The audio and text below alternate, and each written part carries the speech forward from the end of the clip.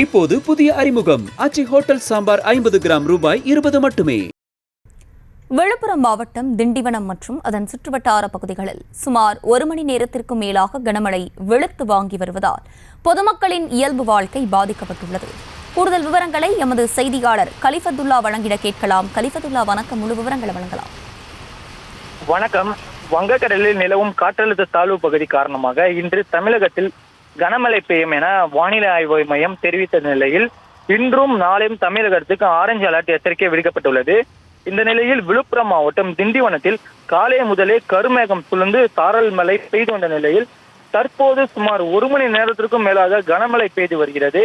இந்த நிலையில் Tindivanam, Manur, housing board, Attur, Brahmadesam உள்ளிட்ட பல்வேறு பகுதிகளில் சுமார் 1 மணி நேரத்துக்கு மேலாக கனமழை பெய்து வருவதால் பொதுமக்களின் இயல்பு வாழ்க்கை முற்றிலும் பாதிக்கப்பட்டுள்ளது.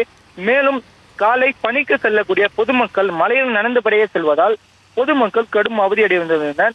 மேலும் காற்றுடன் சுமார் 1 மணி நேரத்துக்கு மேலே கனமழை பெய்து வருவதால் வாகன ஓட்டிகள் வாகனங்களை இயக்க முடியாமல் கடும் அவதி அடைந்து வருகின்றனர்.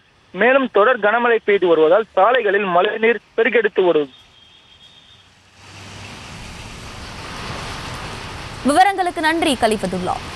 இப்போது புதிய அறிமுகம் ஆச்சி ஹோட்டல் சாம்பார் 50 கிராம் ரூபாய் 20 மட்டுமே.